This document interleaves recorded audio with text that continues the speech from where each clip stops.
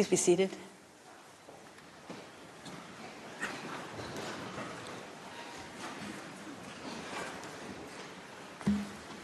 The sitting is open. The court meets today and will meet tomorrow under Article 74, Paragraph 3 of the Rules of Court to hear the oral observations of the parties on the request for the indication of provisional measures submitted by the Republic of South Africa in the case concerning application of the Convention on the Prevention and Punishment of the Crime of Genocide in the Gaza Strip, South Africa versus Israel. The court does not include upon the bench a judge of the nationality of either party. Accordingly, both parties avail themselves of the right under Article 31, Paragraph 3 of the statute to choose a judge ad hoc. South Africa has chosen Judge Dikgang Ernest Moseneke and Israel, Judge Aharon Barak. Article 20 of the statute provides that every member of the court shall, before taking up his duties, make a solemn declaration in open court that he will exercise his powers impartially and conscientiously. Pursuant to Article 31, Paragraph 6 of the statute, that same provision applies to judges ad hoc. Before inviting Judge Moseneke and Judge Barak to make their solemn declarations, I shall first, in accordance with custom, say a few words about their careers and qualifications. Judge Dikgang Ernest Moseneke, of South African nationality, has had a distinguished career as a judge, law practitioner, and academic. After obtaining degrees in English, political science, and law from the University of South Africa, he practiced as an attorney and an advocate with the Pretoria Bar. In 2001, he was appointed a judge on the High Court in Pretoria, and a year later, he became a judge on the Constitutional Court of South Africa, where he was Deputy Chief Justice for more than a decade and Acting Chief Justice in 2013 and 2014. Judge Moseneke is also an honorary professor in the Department of Jurisprudence at the University of Pretoria and has served as a Chancellor of the Pretoria Technikon and the University of Witwatersrand in Johannesburg. Judge Moseneke has received numerous honorary doctorates and awards. I shall now say a few words about the career and qualifications of Judge Barak. Judge Aharon Barak, of Israeli nationality, has had an eminent career as a judge and law professor. He holds a PhD in law from the Hebrew University of Jerusalem and served as the Dean of the Faculty of Law of that university between 1974 and 1975.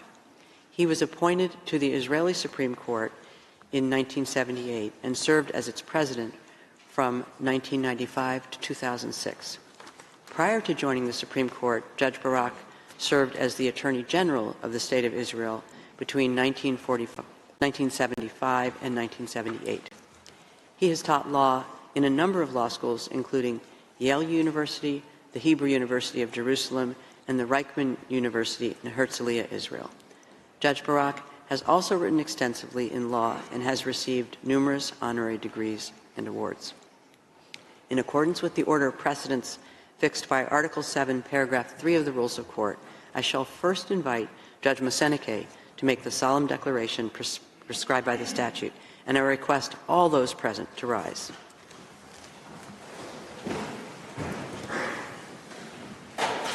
Judge Moseneke, you have the floor.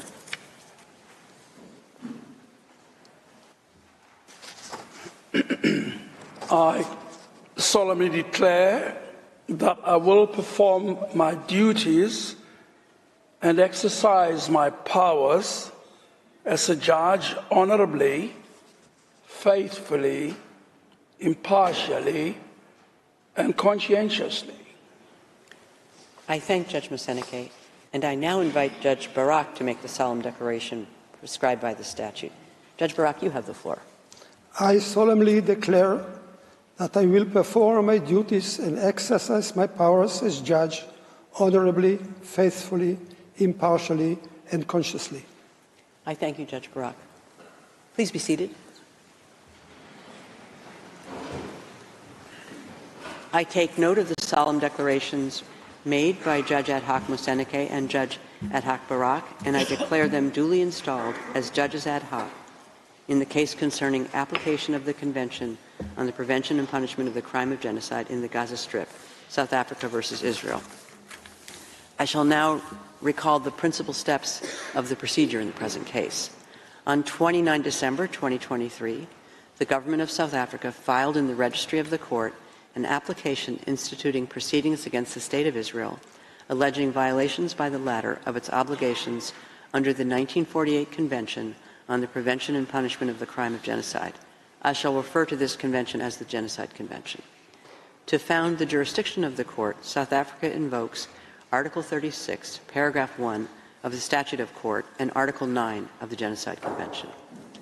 South Africa states that its applications concerns acts threatened, adopted, condoned, taken, and being taken by the government and military of Israel against the Palestinian people, a distinct national, racial, and ethnical group, in the wake of the attacks in Israel on 7 October 2023.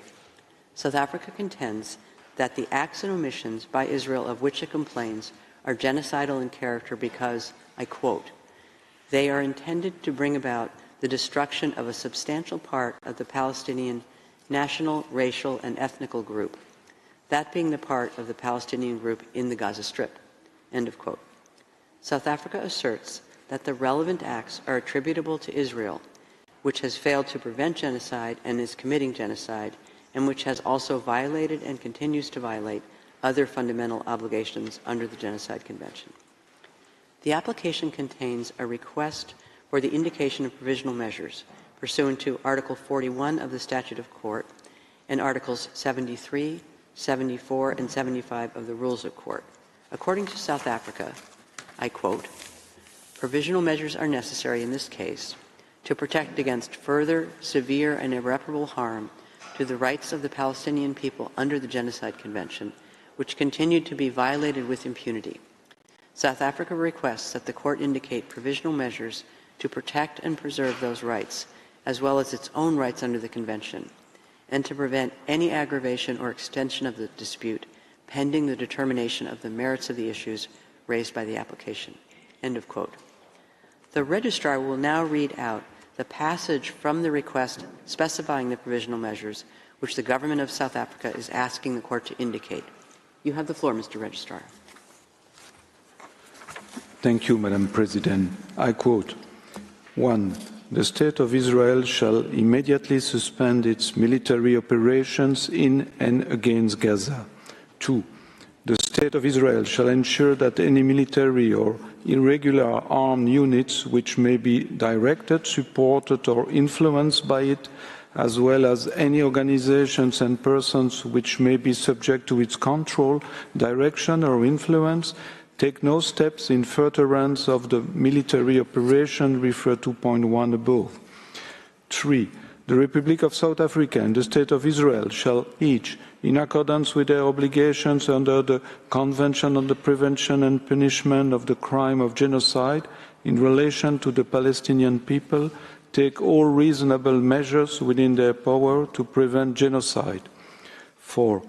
The State of Israel shall, in accordance with its obligations under the Convention on the Prevention and Punishment of the Crime of Genocide, in relation to the Palestinian people as a group protected by the Convention on the Prevention and Punishment of the Crime of Genocide, desist from the commission of any and all acts within the scope of Article 2 of the Convention, in particular, A. Killing members of the group, B. Causing serious bodily or mental harm to the members of the group, C. Deliberately inflicting on the group conditions of life calculated to bring about its physical destruction in whole or in part, and D. Imposing measures intended to prevent births within the group. 5. The State of Israel shall, pursuant to point 4c above, in relation to Palestinians, desist from and take all measures within its power, including the rescinding of relevant orders, of restrictions and/or of prohibitions to prevent A. The expulsion and forced displacement from their homes, B. The deprivation of B1. Access to adequate food and water, B2. Access to humanitarian assistance, including access to adequate fuel, shelter, clothes, hygiene and sanitation. B3, medical supplies and assistance. And C, the destruction of Palestinian life in Gaza. 6. The State of Israel shall, in relations to Palestinians, ensure that its military, as well as any irregular armed units or individuals which may be directed, supported, or otherwise influenced by it, and any organizations and persons which may be subject to its control, direction, or influence, do not commit any acts described in 4 and 5 above, or engage in direct and public incitement to commit genocide, conspiracy to commit genocide, attempt to commit genocide, or complicity in genocide. And insofar as they do engage therein, that steps are taken towards their punishment pursuant to Articles 1, 2, 3, and 4 of the Convention on the Prevention and Punishment of the Crime of Genocide. 7. The State of Israel shall take effective measures to prevent the destruction and ensure the preservation of evidence related to allegations of acts within the scope of Article 2 of the Convention on the Prevention and Punishment of the Crime of Genocide. To that end, the State of Israel shall not act to deny or otherwise to restrict access by fact-finding missions, international mandates and other bodies to Gaza to assist in ensuring the preservation and retention of said evidence. 8. The State of Israel shall submit a report to the Court on all measures taken to give effect to this order within 1 week, as from the date of this order, and thereafter at such regular intervals as the Court shall order, until a final decision on the case is rendered by the Court. 9. The State of Israel shall refrain from any action and shall ensure that no action is taken which might aggravate or extend the dispute before the Court or make it more difficult to resolve. End of quote. I thank the Registrar. Immediately after the application containing the request for the indication of provisional measures was filed, the Deputy Registrar transmitted an original copy thereof to the Government of Israel. He also notified the Secretary General of the United Nations. According to Article 74, Paragraph 1 of the Rules of Court, a request for the indication of provisional measures shall have priority over all other cases. Paragraph 2 of the same article states that the Court shall proceed to a decision on the request as a matter of urgency. This imperative must, however, be balanced with the need to fix a date of oral proceedings in such a way as to afford the parties an opportunity to be represented at the hearings. Consequently, the parties were informed that the date for the opening of the oral proceedings, during which they could present their observations on the request for the indication of provisional measures, had been fixed for Thursday, 11 January 2024 at 10 a.m. I would now like to welcome the delegations of South Africa and Israel, and I note the presence before the Court of the agents and counsel of both parties. This morning, the Court will hear the single round of oral argument of South Africa, which has submitted the request for the indication of provisional measures. It will hear Israel tomorrow morning at 10 a.m. For purposes of this single round of oral argument, each party will have available to it a 3-hour sitting. In this first sitting, South Africa may, if required, avail itself of a short extension beyond 1 p.m. today in view of the time taken up by these introductory remarks. Before I give the floor to the agent of South Africa, I wish to draw the party's attention to Practice Direction 11, which states as follows, I quote, "In oral proceedings on the request for the indication of provisional measures, parties should limit themselves to what is relevant to the criteria for the indication of provisional measures as stipulated in the statute, rules, and jurisprudence of the Court. They should not enter into the merits of the case beyond what is strictly necessary for that purpose." End of quote. I now give the floor to the agent of South Africa, His Excellency Mr. Vistumuzi Madonsela. You have the floor, Excellency.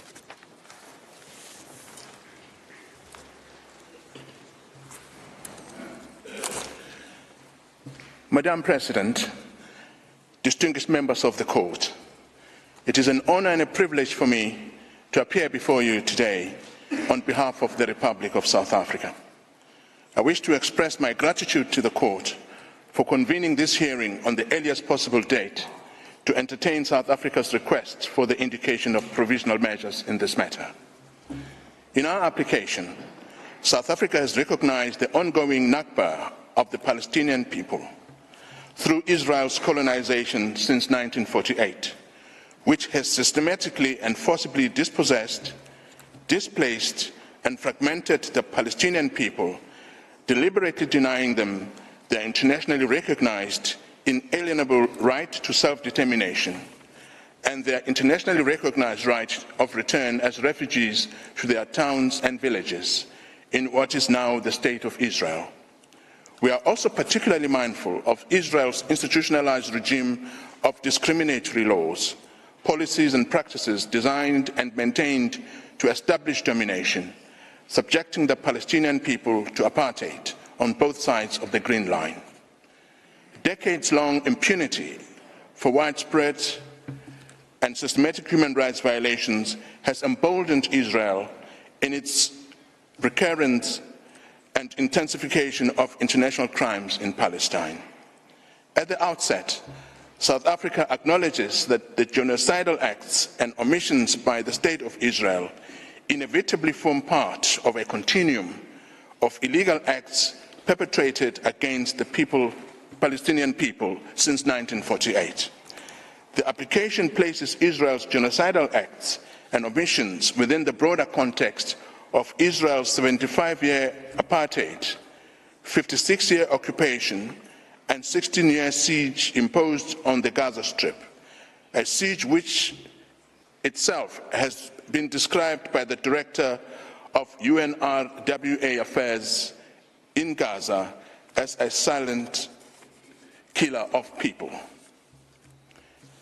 As the Committee on the Elimination of Racial Discrimination warned on December 21st, hate speech and dehumanizing discourse targeted at Palestinians is raising severe concerns regarding Israel and other states' parties' obligation to prevent crimes against humanity and genocide in the Gaza Strip.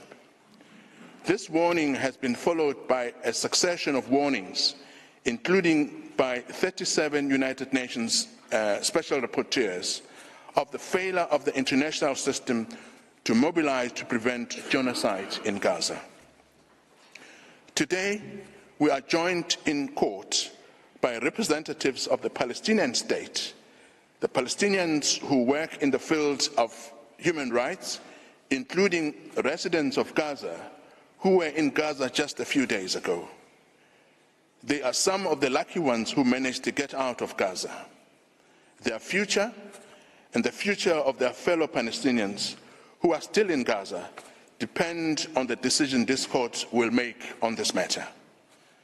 With the leave of the court, I now call upon His Excellency, Mr. Ronald Lamola, Minister of Justice of the Republic of South Africa, to make South Africa's substantive opening remarks.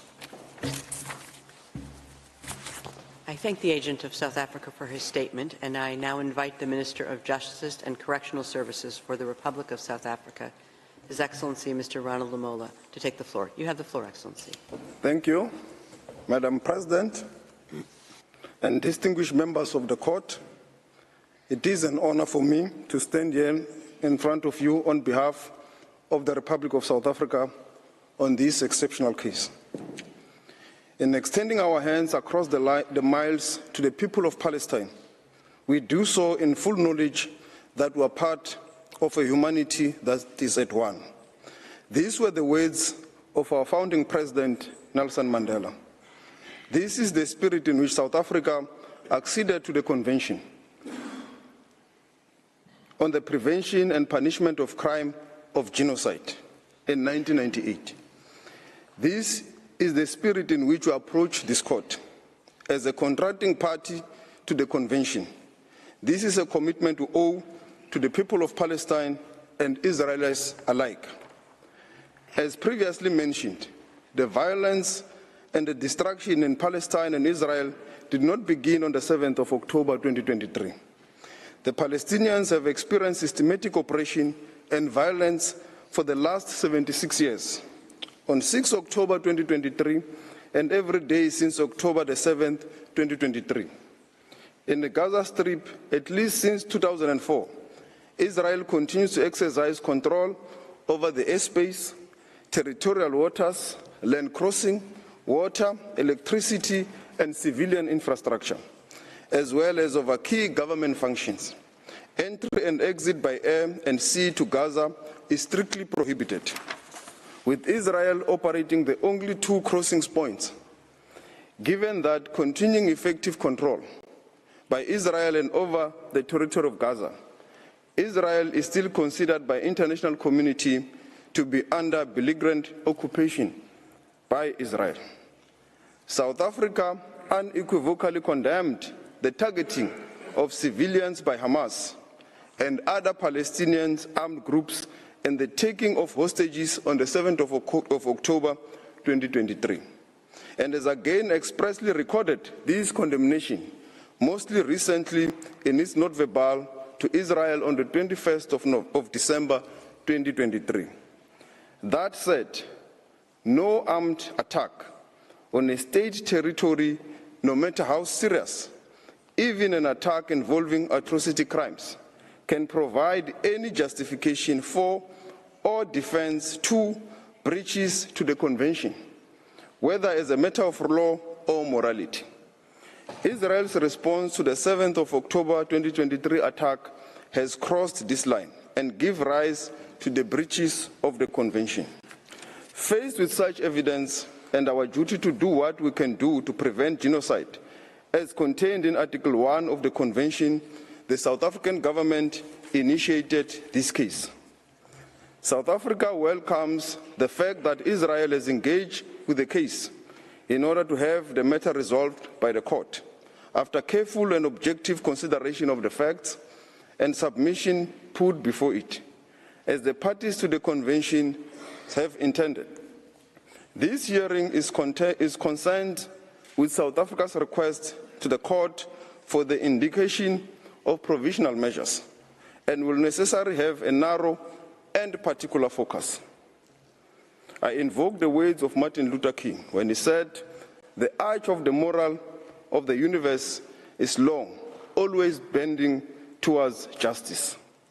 South Africa's case will be presented by a team of 6 legal counsels, comprising of Dr. Adila Hasim, Mr. Tembeka Ngcukaitobi, Professor John Dugat, Ms. Blim Leckrone, Mr. Max du Preez, and Professor Vaughan Low.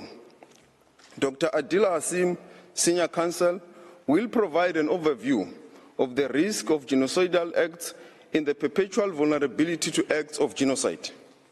Mr. Tembeka Ngcukaitobi, Senior Counsel, will examine Israel's alleged genocidal intent. Professor John Dugat, Senior Counsel, will focus on the prima facie jurisdiction. Professor Max du Preez, Senior Counsel, will discuss the various rights currently under threat. Blinny Crowell, King's Counsel, will present the argument of agency and potential irreparable harm. And Professor Vaughan Low, King's Counsel, will speak on the provisional measures. I now request, Madam President, the court to call on Dr. Hasim. I thank you. His Excellency, Mr. Lamola, and I now invite Ms. Adila Hasim to address the court. You have the floor, Madam.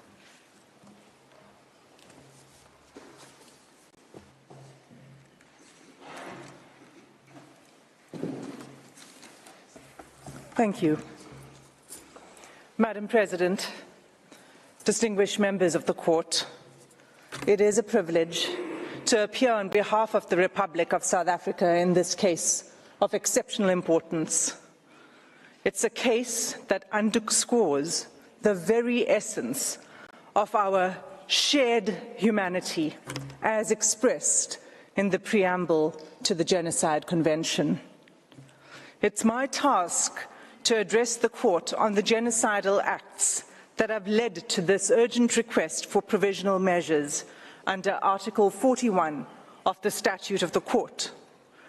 South Africa contends that Israel has transgressed Article 2 of the Convention committing actions that fall within the definition of genocide.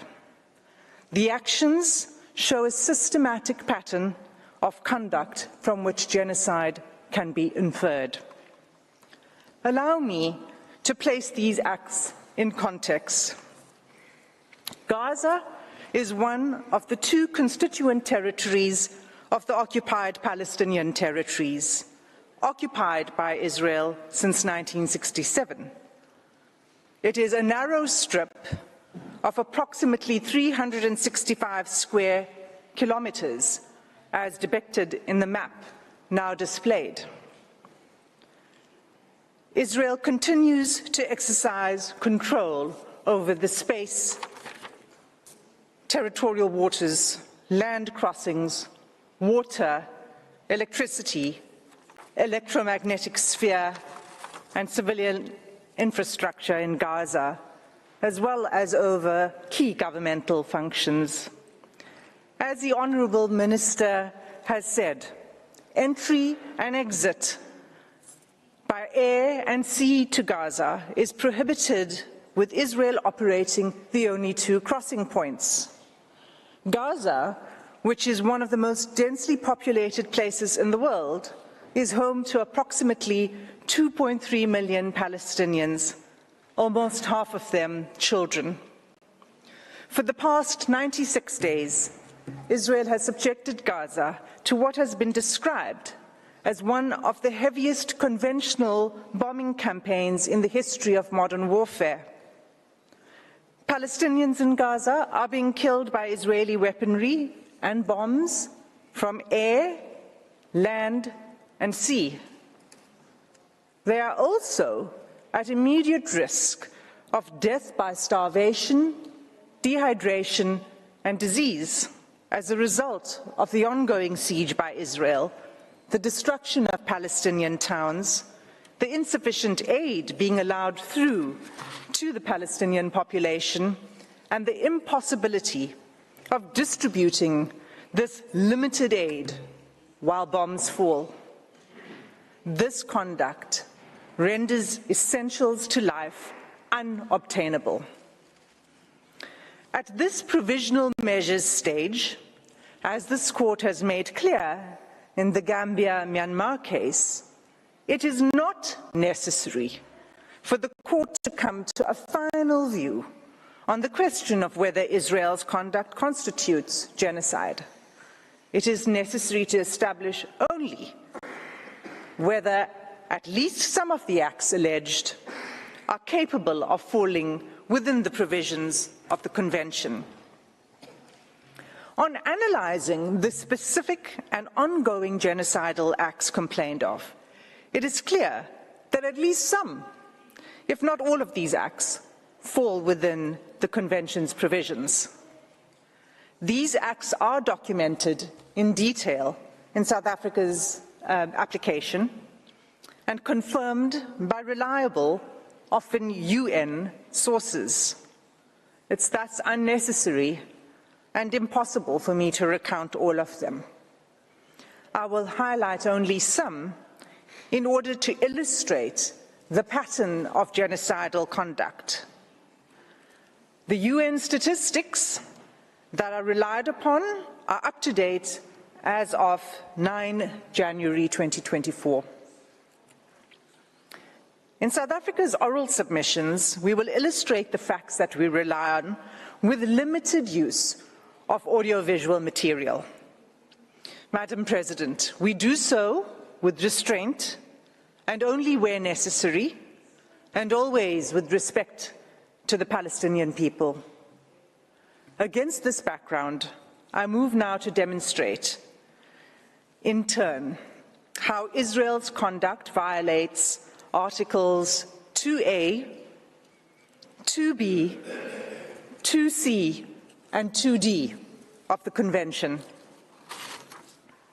The first genocidal act committed by Israel is the mass killing of Palestinians in Gaza, in violation of Article 2A of the Genocide Convention. As the UN Secretary General explained 5 weeks ago, the level of Israel's killing is so extensive that nowhere is safe in Gaza. As I stand before you today, 23,210 Palestinians have been killed by Israeli forces during the sustained attacks over the last 3 months. At least 70% of whom are believed to be women and children. Some 7,000 Palestinians are still missing, presumed dead under the rubble.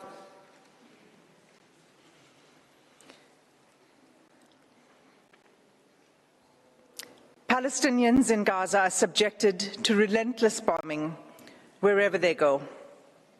They are killed in their homes, in places where they seek shelter, in hospitals, in schools, in mosques, in churches, and as they try to find food and water for their families. They have been killed if they failed to evacuate. In the places to which they have fled, and even while they attempted to flee along Israeli-declared safe routes. The level of killing is so extensive that those whose bodies are found are buried in mass graves, often unidentified. In the first 3 weeks alone, following 7 October, Israel deployed 6,000 bombs per week. At least 200 times it has deployed 2,000-pound bombs in southern areas of Palestine designated as safe. These bombs have also decimated the north, including refugee camps. 2,000-pound bombs are some of the biggest and most destructive bombs available. They are dropped by lethal fighter jets that are used to strike targets on the ground by one of the world's most resourced armies.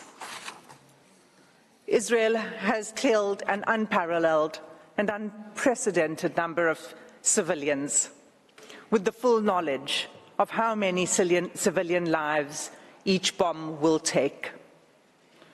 More than 1,800 families, Palestinian families in Gaza, have lost multiple family members, and hundreds of multi-generational families have been wiped out, with no remaining survivors.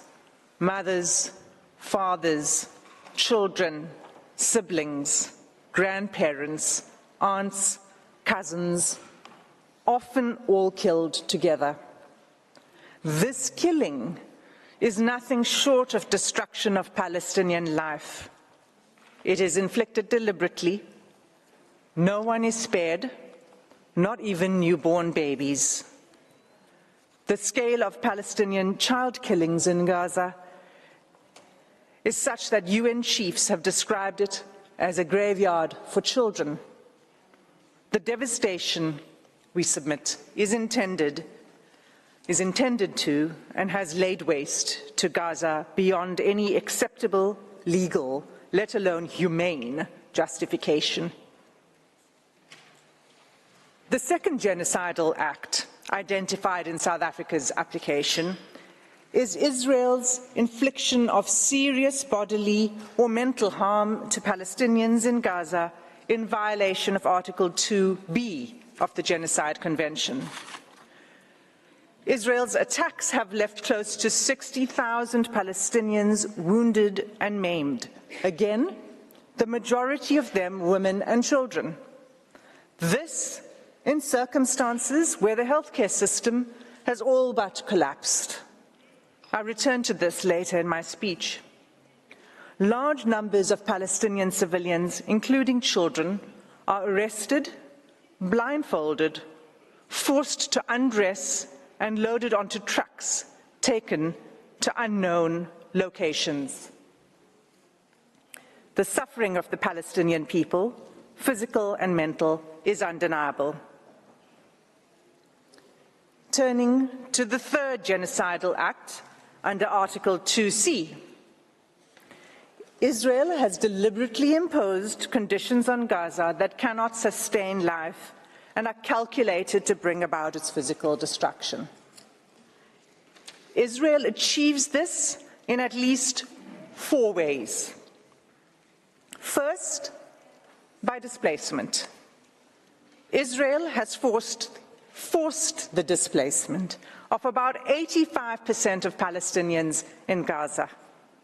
There is nowhere safe for them to flee to. Those who cannot leave or refuse to be displaced have either been killed or at extreme risk of being killed in their homes.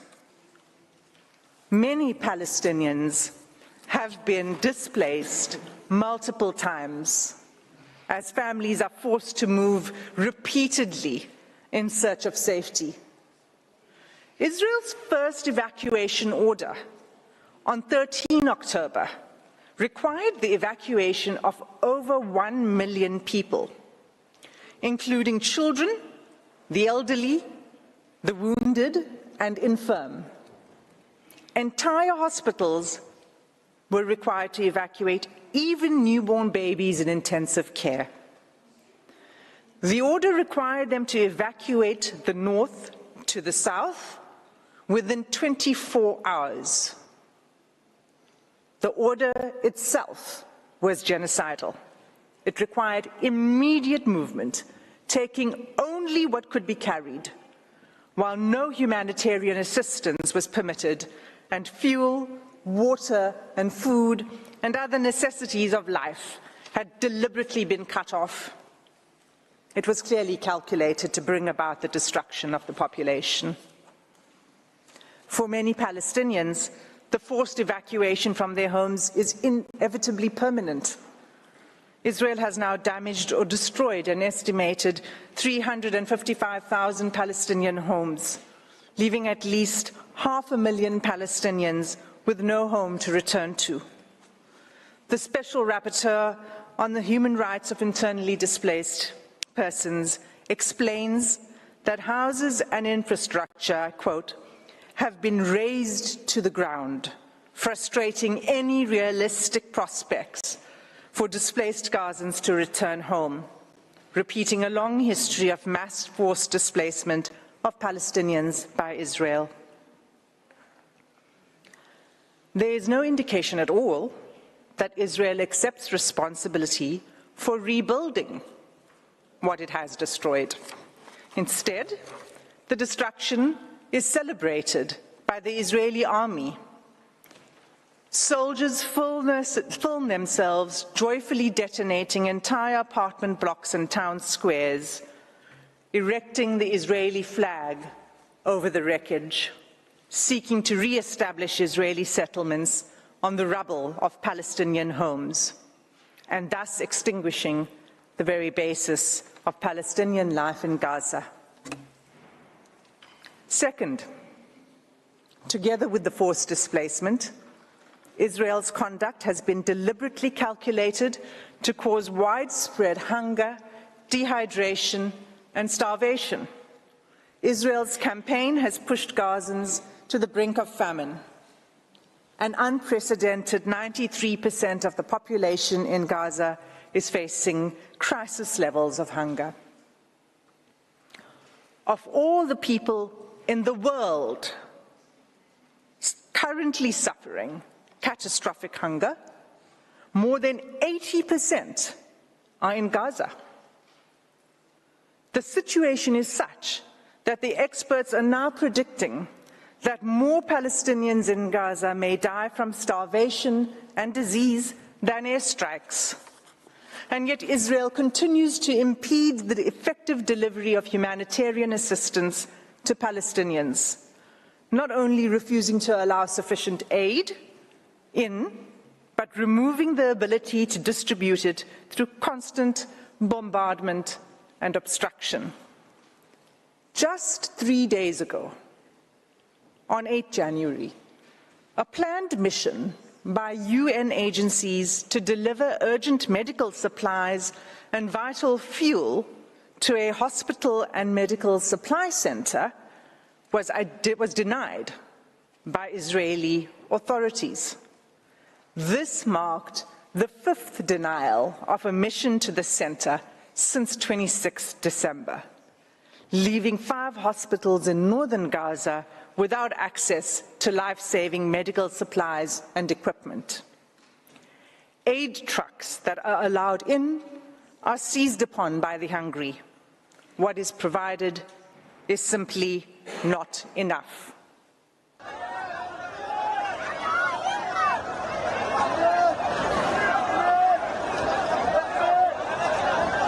Madam President, members of the court, this is an image of an aid truck arriving in Gaza. Third, Israel has deliberately inflicted conditions in which Palestinians in Gaza are denied adequate shelter, clothes, or sanitation. For weeks, there have been acute shortages of clothes, bedding, blankets, and critical non-food items. Clean water is all but gone, leaving far below the amount required to safely drink, clean, and cook. Accordingly, the WHO has stated that Gaza is experiencing soaring rates of infectious disease outbreaks. Cases of diarrhea in children under 5 years of age have increased 2,000% since hostilities began. When combined and left untreated, malnutrition and disease create a deadly cycle.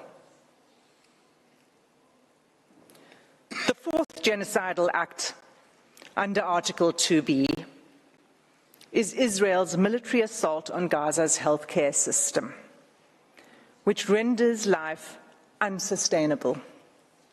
Even by 7 December, the UN Special Rapporteur on the right to health noted that the healthcare infrastructure in the Gaza Strip has been completely obliterated. Those wounded by Israel in Gaza are being deprived of life-saving medical care. Gaza's healthcare system, already crippled by years of blockade and prior attacks by Israel, is unable to cope with the sheer scale of the injuries. Finally, the UN Special Rapporteur on Violence Against Women and Girls has pointed to acts committed by Israel that would fall under the 4th category of genocidal acts in Article 2D of the Convention. On 22 November, she expressly warned the following: the reproductive violence inflicted by Israel on Palestinian women, newborn babies, infants, and children could be qualified as acts of genocide under Article 2 of the Genocide Convention, including imposing measures intended to prevent births within a group.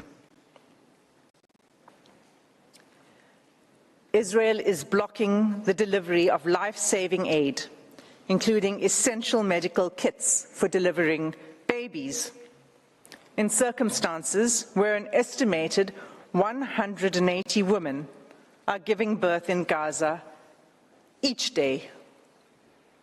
Of these 180 women, the WHO warns that 15% are likely to experience pregnancy or birth-related complications and need additional medical care. That care is simply not available.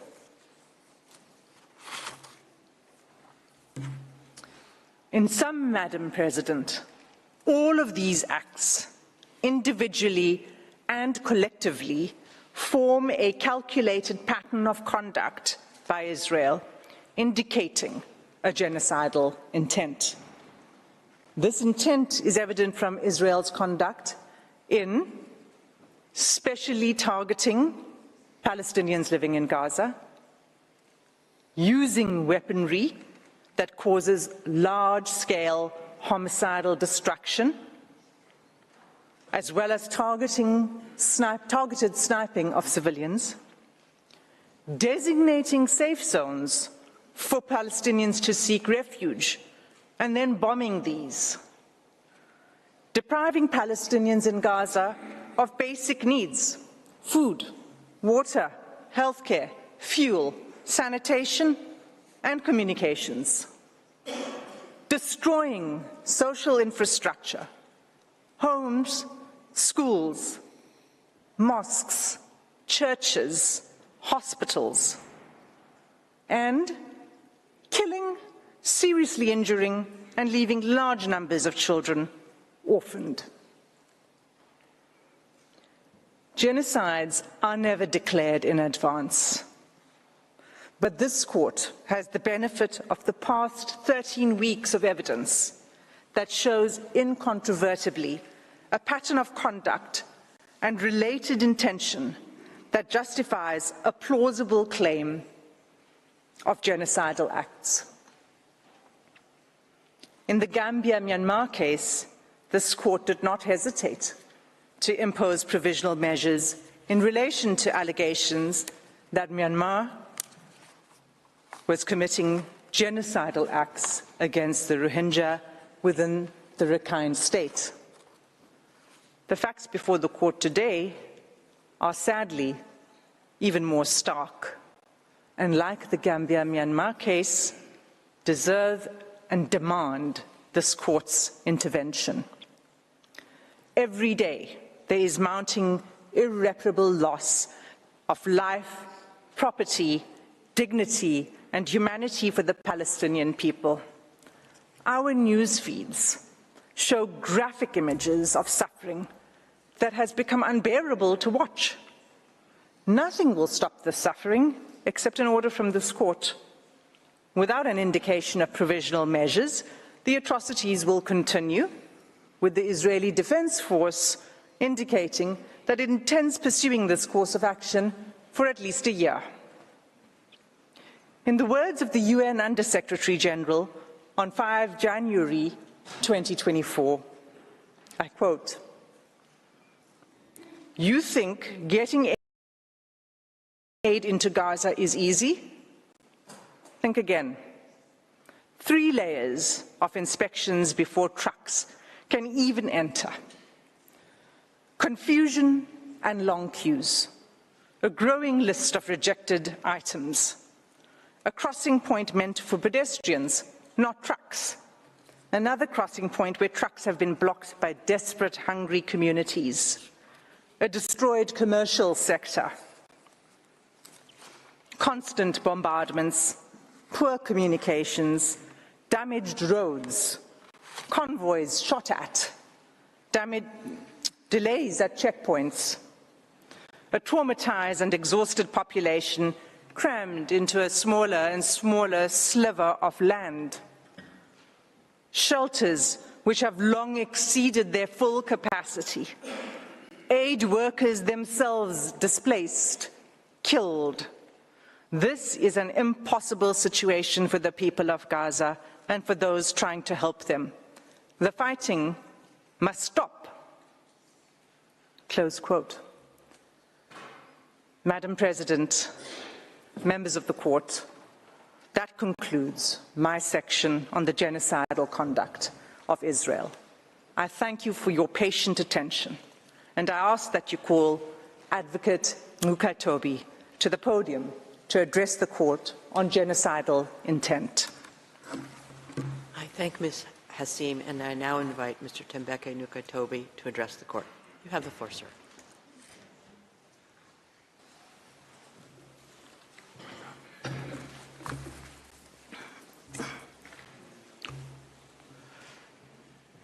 Madam President and distinguished members of the court, it is a privilege to appear before the court on behalf of South Africa.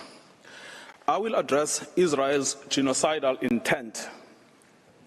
At this stage, the court is not required to determine that the only inference to be drawn from the available evidence is genocidal to order provisional measures, as that is to decide the merits.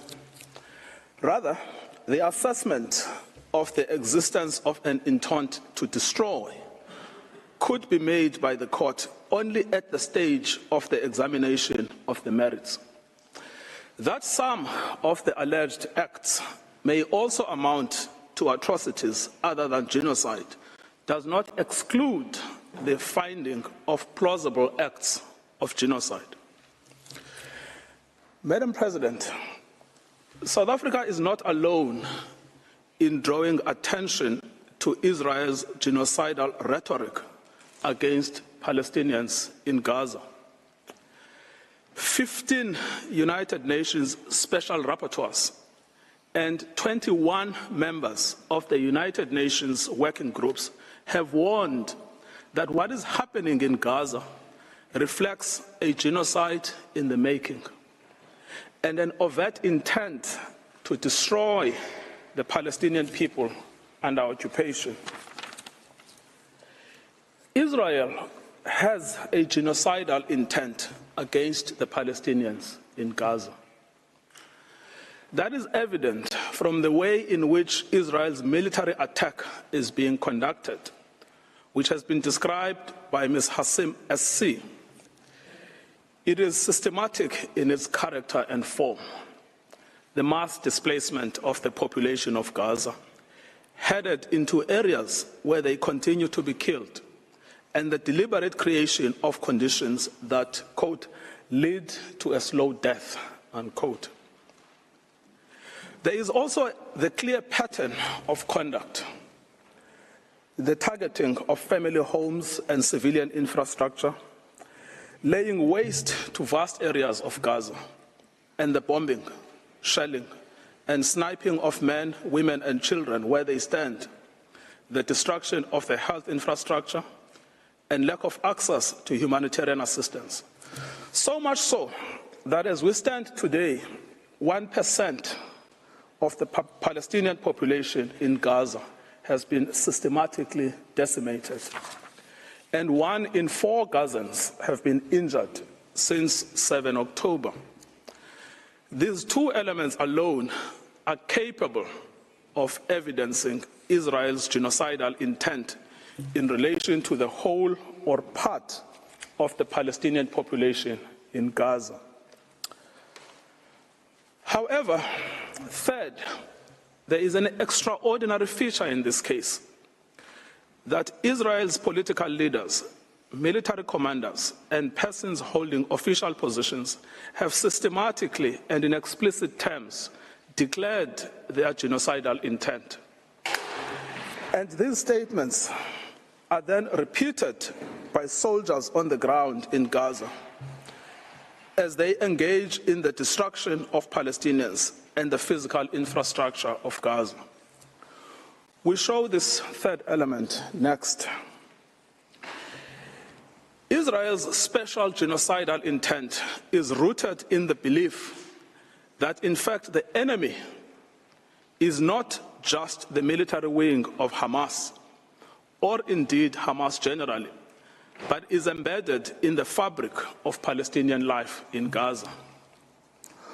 On 7 October, in a televised address, Israeli Prime Minister Benjamin Netanyahu declared war on Gaza, and I quote, "Israel had started clearing out the communities that have been infiltrated by terrorists." And he warned of an unprecedented price to be paid by the enemy. There are more than 2.3 million Palestinians in Gaza. Israel is the occupying power in control of Gaza. It controls entry, exit, and the internal movements of inside Gaza. And Prime Minister, Mr. Netanyahu exercises overall command over the Israeli Defense Force and, in turn, the Palestinians in Gaza. Prime Minister Netanyahu, in his address to the Israeli forces on 28 October 2023, preparing for the invasion of Gaza, urged the soldiers to remember what Amalek has done to you.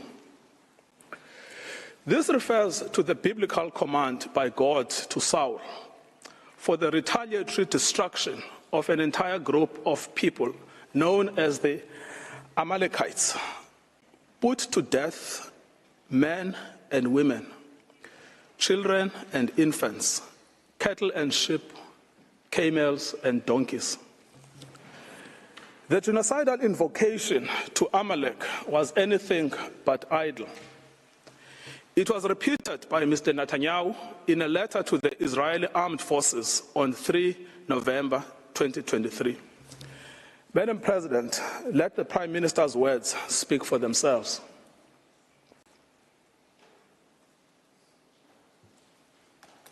Has done to you, says our Holy Bible, and we do remember and we are fighting our brave troops and combatants who are now in Gaza or around Gaza and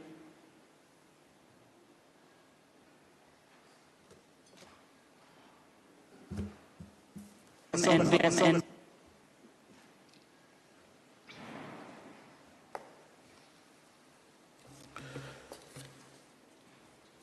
Deputy Speaker of the Knesset, Israel's parliament, has called for the erasure of the Gaza Strip from the face of the earth. The Defense Force agrees.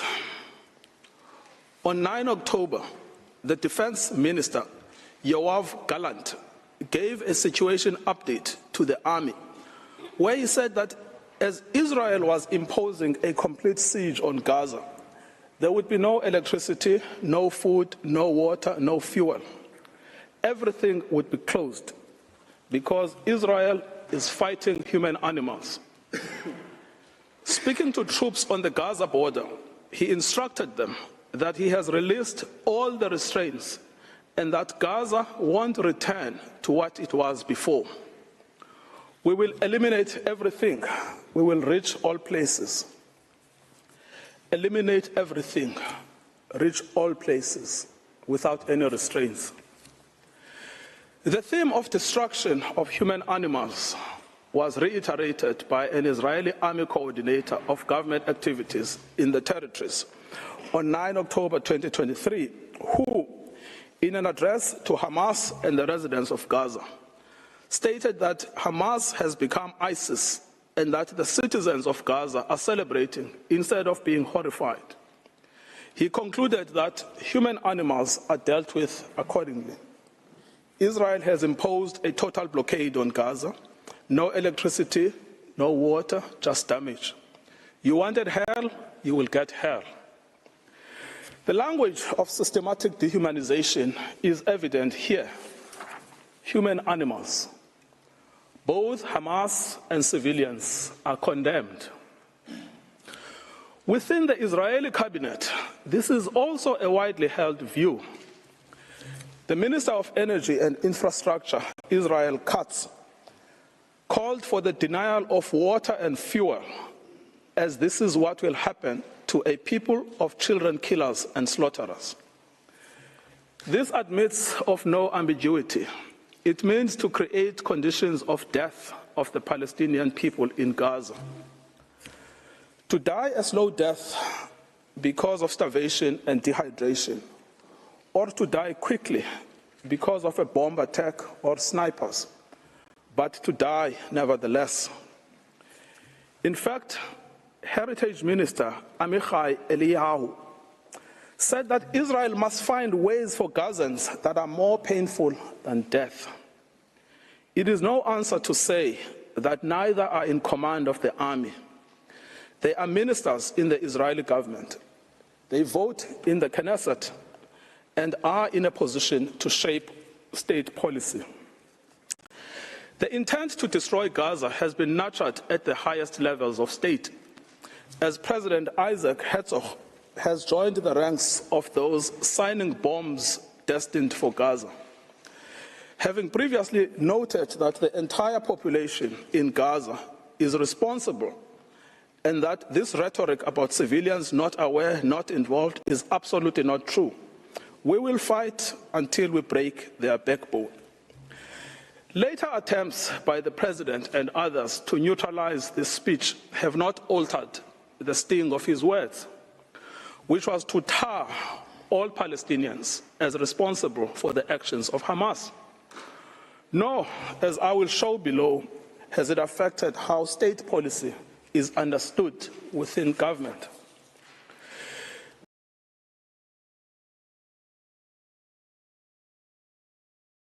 The Minister of National Security repeated the President's statements that Hamas and civilians are responsible in equal measure.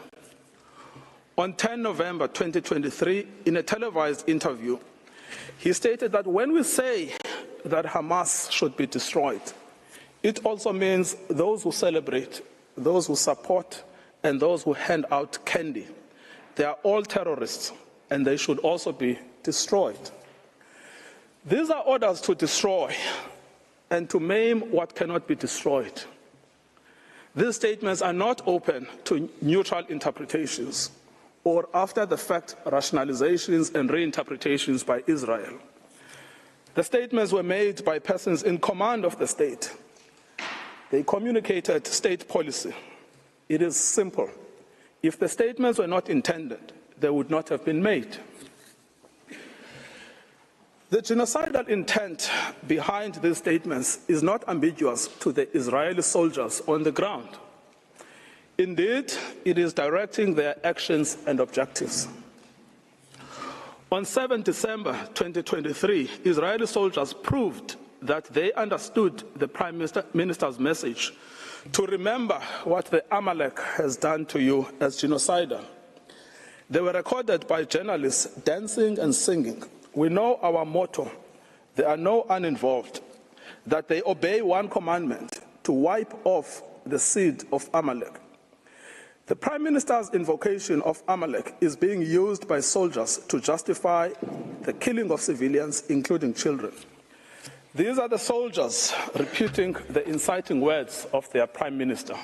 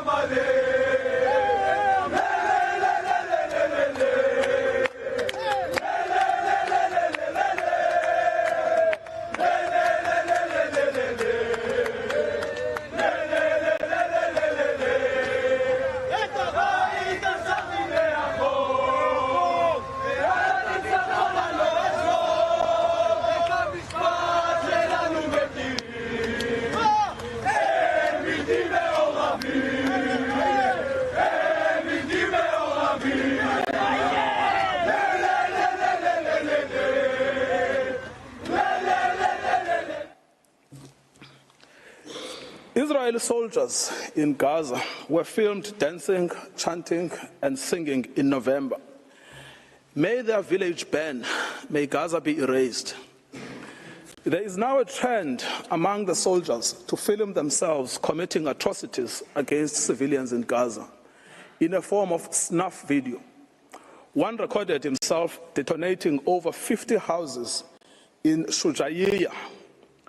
Other soldiers were recorded singing, "We will destroy all of Khan Yunis and this house. We will blow it up for you and for everything you do for us." These are the soldiers putting into effect their command.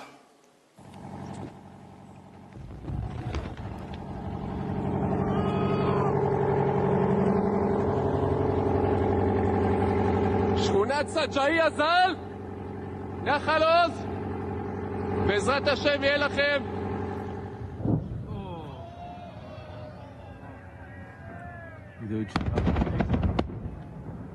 חטיבה 828, אומרת סג'איה שלום. מדהים. 30 בתים, גדוד 749.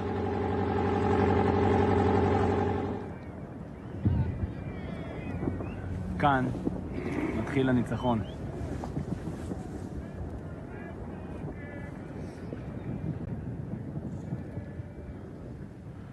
עם ישראל חי.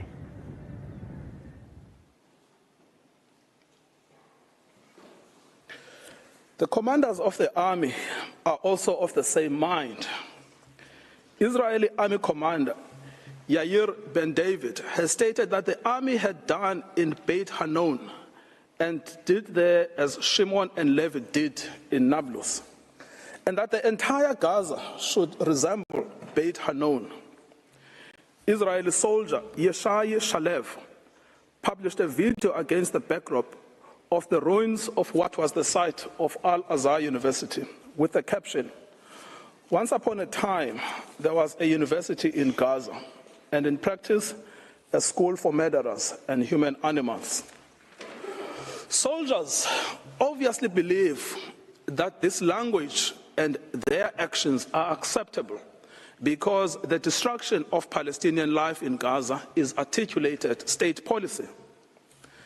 Senior political and military officials encouraged without censure the 95-year-old Israeli army reservist Ezra Yachin, a veteran of the Deir Yassin massacre against the Palestinians in 1948, to speak to the soldiers ahead of the ground invasion in Gaza. In his tour, he echoed the same sentiment while being driven around in an officially Israeli army vehicle, dressed in Israeli army fatigue. I quote, "Be triumphant and finish them off, and don't leave anyone behind. Erase the memory of them. Erase them, their families, mothers and children. These animals can no longer live. If you have an Arab neighbor, don't wait, go to his home and shoot him. We want to invade, not like before.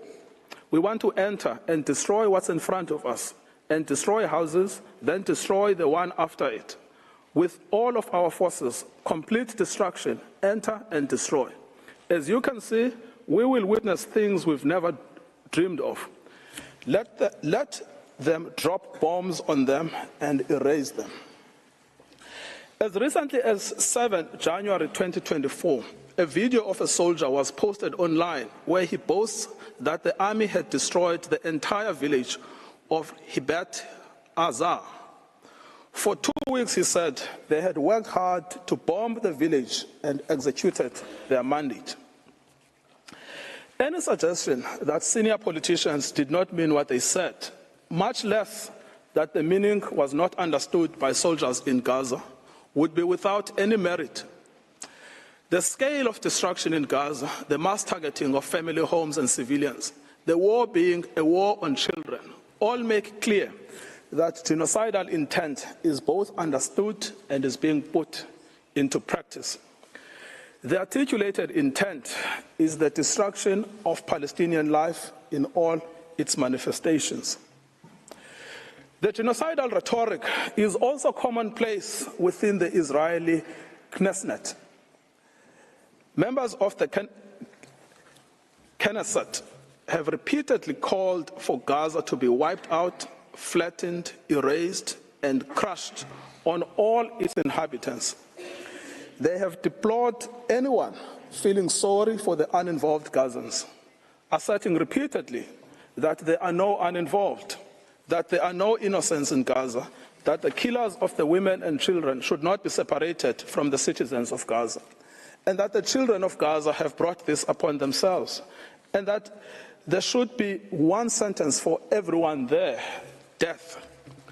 Finally, the lawmakers have called for mercilessly bombing from the air, with some advocating for the use of nuclear doomsday weapons, and a Nakba that will overshadow the Nakba of 48.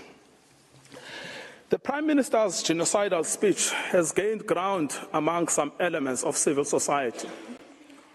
A famous singer has repeated Mr. Netanyahu's Amalek reference, stating that Gaza must be wiped out and be destroyed with every Amalek seed. We simply must destroy all of Gaza and exterminate everyone who is there. Another has called to erase Gaza, not leave a single person there.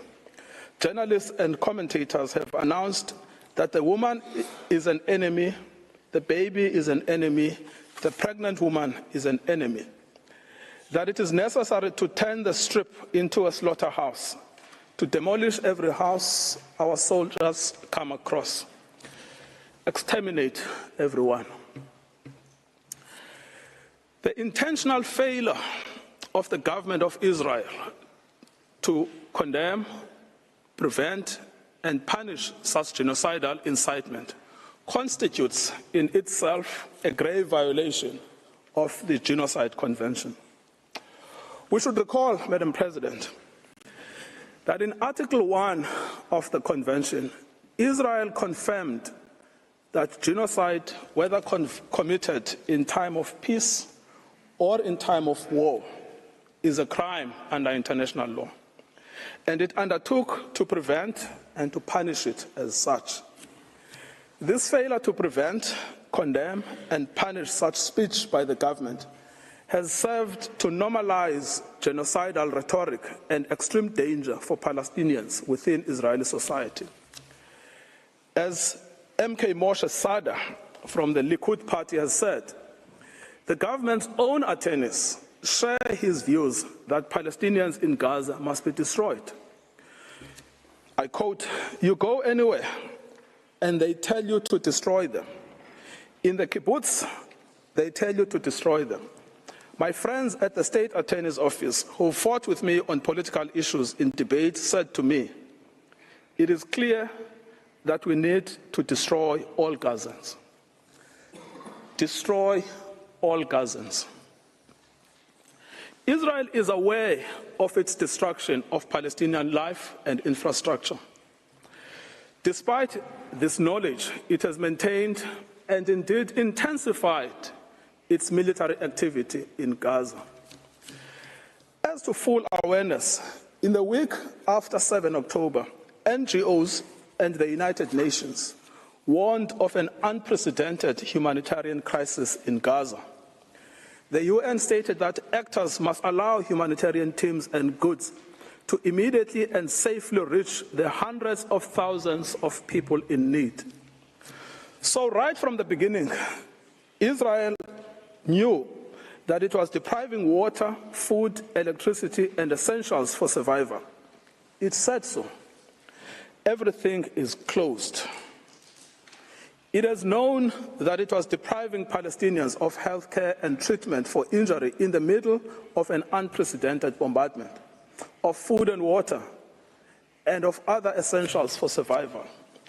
This prompted the World Health Organization to say, "We are on our knees asking for sustained, scaled-up, protected humanitarian operations, appealing to all those in a situation to make a decision or influence decision makers to give us the humanitarian space to address this human catastrophe." Despite this knowledge, Israel continues to target infrastructure essential for survival: water and sanitation infrastructure, solar panels, bakeries, mills, crops. It bombs hospitals, decimating the healthcare system. It targets aid workers and the infrastructure of the United Nations. It is because of the policy of Israel that Gaza has become a place of death and despair. In conclusion, Madam President, many propagators of grave atrocities have protested that they were misunderstood, that they did not mean what they said, and that their own words were taken out of context. What state would admit to a genocidal intent? Yet, the distinctive feature of this case has not been the silence as such, but the reiteration and repetition of genocidal speech throughout every sphere of state in Israel. With the President, the Minister of Defense, the Minister of National Security, the Minister of Energy and Infrastructure, members of the Knesset, senior army officials, and foot soldiers. Genocidal utterances are therefore not out in the fringes. They are embodied in state policy. The intent to destroy is plainly understood by soldiers on the ground. It is also fully understood by some within the Israeli society, with the government facing criticism for allowing in any aid to Gaza on the basis that it is recanting on its promise to starve Palestinians. Any suggestion that Israeli officials did not mean what they said or were not fully understood by soldiers and civilians alike to mean what they said should be rejected by this court. The evidence of genocidal intent is not only chilling, it is also overwhelming and incontrovertible. Madam President, it is now my honor to request you to call Mr. John Dugard on the subject of jurisdiction. I thank Mr. Ngukai Toby, and I now invite Professor John Dugard to take the floor. You have the floor, Professor.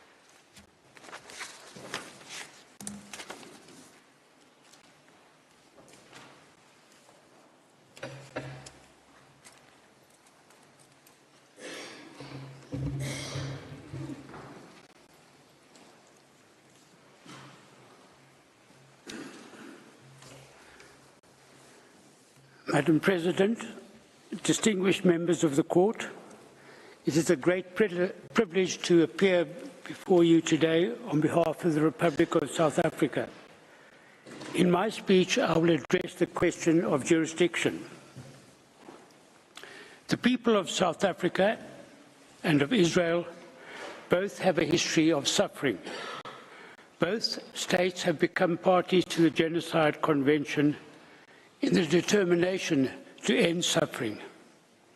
In this spirit, neither has attached a reservation to Article 9 of the Convention on the Prevention and Punishment of the Crime of Genocide. It is in terms of this convention dedicated to saving humanity that South Africa brings this dispute before the court. The prohibition on genocide is a peremptory norm. Obligations under the Genocide Convention are erga omnes, obligations owed to the international community as a whole. States parties to this convention are obliged not only to desist from genocidal acts, but also to prevent them. That the obligation of state parties to prevent acts of genocide is the foundation of the convention is clear from its placement in Article 1 of the Convention. Article 9 of the Genocide Convention makes it clear that state parties are guardians of the Genocide Convention. Unlike other treaties designed to protect human rights, it does not oblige states to pursue negotiations as a prelude to approaching this court. It does not treat the ending of genocidal acts as a bilateral affair between states. Instead, it envisages a situation in which a state, acting on behalf of the international community as a whole, seizes the jurisdiction of the court as a matter of urgency to prevent genocide. South Africa has a long history of close relations with Israel. For this reason, it did not bring the dispute immediately to the attention of the court. It watched with horror as Israel responded to the terrible atrocities committed against its people on 7 October, with an attack on Gaza that resulted in the indiscriminate killing of innocent Palestinian civilians, most of whom were women and children. The South African government repeatedly voiced its concerns in the Security Council and in public statements that Israel's actions had become genocidal. On 10 November, in a formal diplomatic démarche, it informed Israel that while it condemned the actions of Hamas, it wanted the International Criminal Court to investigate the leadership of Israel for international crimes, including genocide. As the court will know, the definition of genocide in the Rome Statute repeats that of the Genocide Convention. On 17 October, South Africa referred Israel's commission of the crime of genocide to the International Criminal Court for, quote, vigorous investigation, unquote. In announcing this decision, President Ramaphosa publicly expressed his abhorrence for what is happening right now in Gaza, which is now turned into a concentration camp where genocide is taking place. To accuse a state of committing acts of genocide and to condemn it in such strong language is a major act on the part of a state. At this stage, it became clear that there was a serious dispute between South Africa and Israel, which would end only with the end of Israel's genocidal acts. South Africa repeated this accusation at a meeting of BRICS on 21 November and at an emergency special session of the United Nations General Assembly on 12 December. No response from Israel was forthcoming. None was necessary. By this time, the dispute had crystallized as a matter of law. This was confirmed by Israel's official and unequivocal denial on 6 December that it was committing genocide in Gaza. However, as a matter of courtesy, before filing the present application, on 21 December, South Africa sent a note verbal to the Embassy of Israel to reiterate its view that Israel's acts of genocide in Gaza amounted to genocide, that it, as a state party to the Genocide Convention, was under an obligation to prevent genocide from being committed. Israel responded by way of a note verbal that failed to address the issues raised by South Africa in its note and neither affirmed nor denied the existence of a dispute.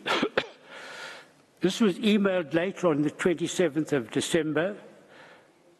This note was received by the relevant South African team on the 29th of December after the present application was filed.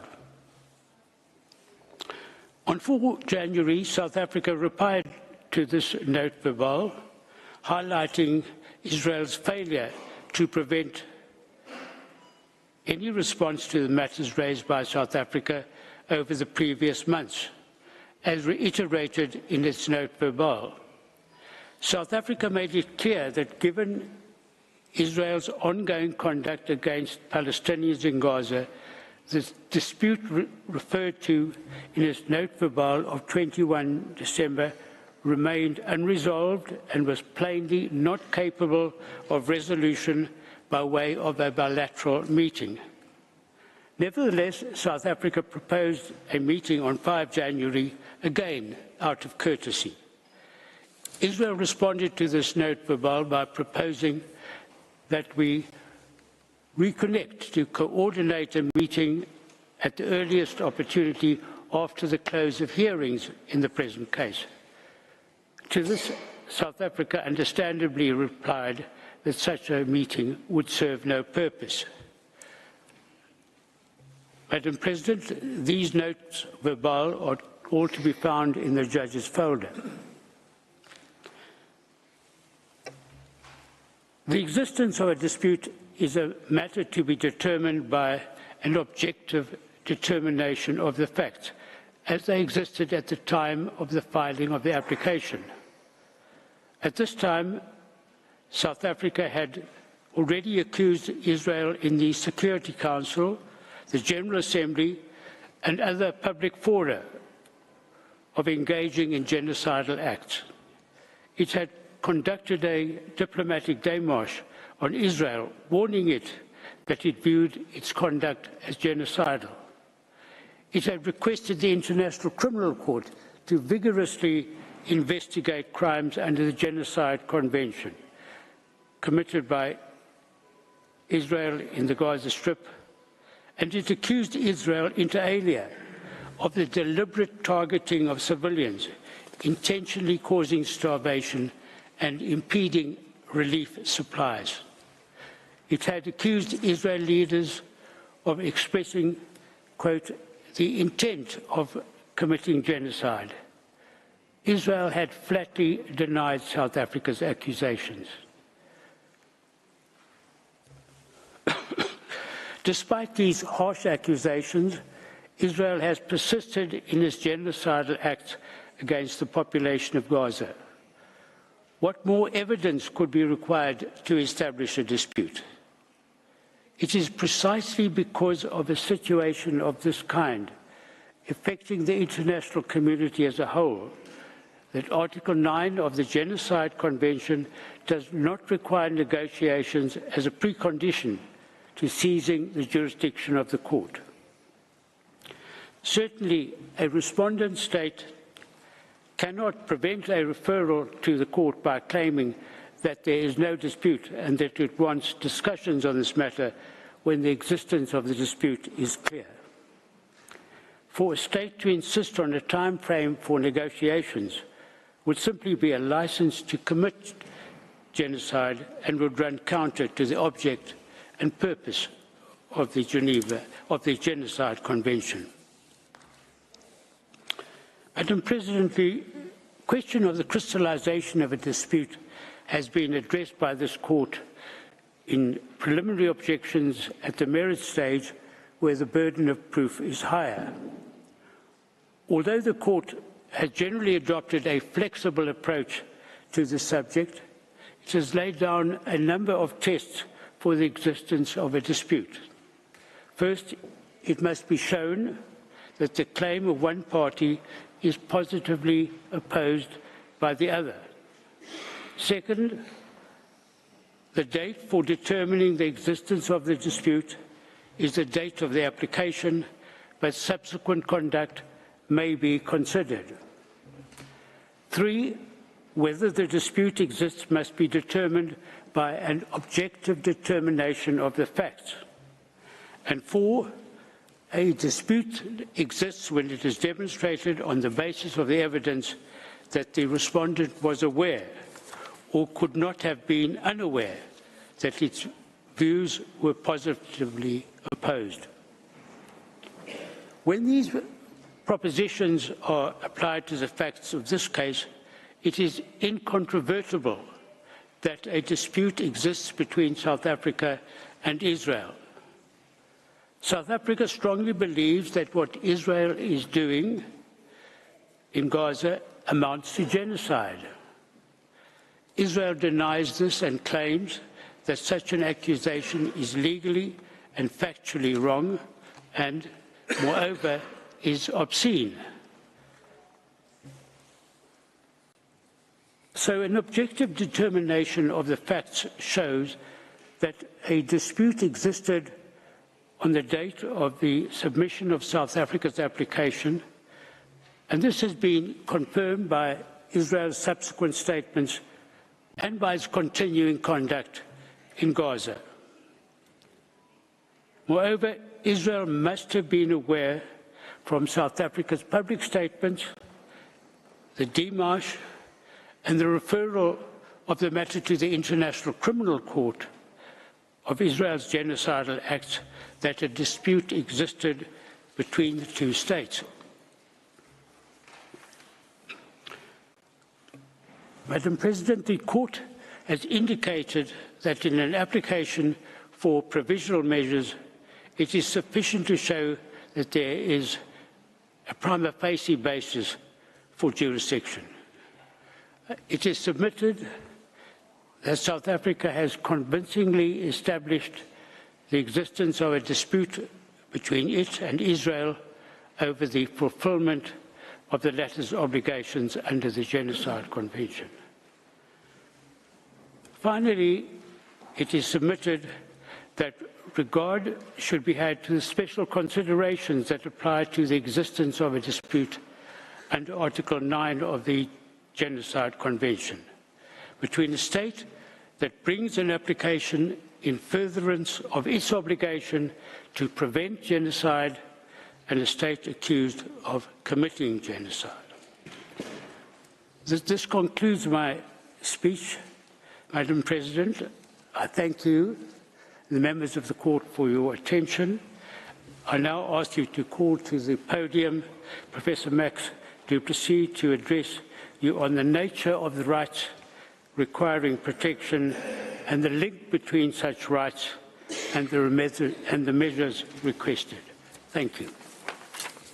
I thank you, Professor Dugard. Before I give the floor to the next speaker, the court will observe a coffee break of 10 minutes. Sitting is adjourned.